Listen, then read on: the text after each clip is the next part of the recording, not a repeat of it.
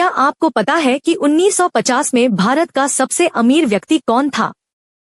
उस समय उद्योगपति घनश्याम दास बिड़ला को देश के सबसे धनी और प्रभावशाली लोगों में गिना जाता था। उनकी कंपनियां देश के कई बड़े उद्योगों पर अपना प्रभाव रखती थी। 1950 में भारत का सबसे शक्तिशाली व्यक्ति कोई राजा नहीं, बल्कि देश के पहले प्रधानमंत्री जवाहरलाल नेहरू थे।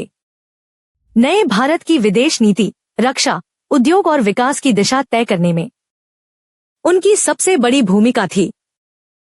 क्या आपको पता है कि आजादी के शुरुआती वर्षों में निजी विमान रखना केवल कुछ चुनिंदा उद्योगपतियों के लिए ही संभव था?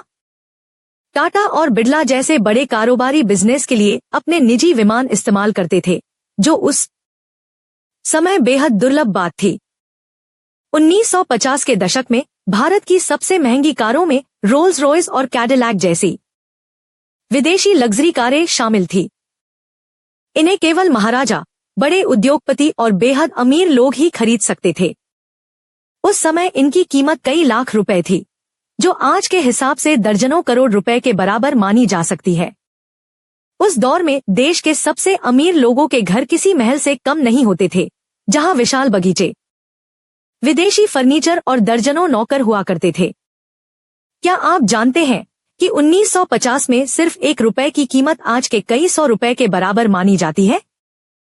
1 रुपए में कई किलो अनाज और रोजमर्रा की जरूरी चीजें खरीदी जा सकती थी।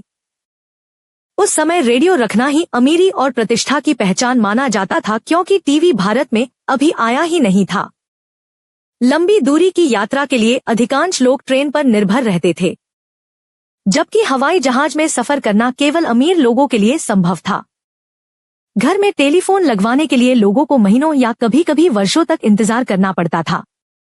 यही वह दौर था जब टाटा स्टील, बिड़ला समूह और कुछ अन्य बड़े औद्योगिक घराने आधुनिक भारत के औद्योगिक भविष्य की मजबूत नींव रख रहे थे।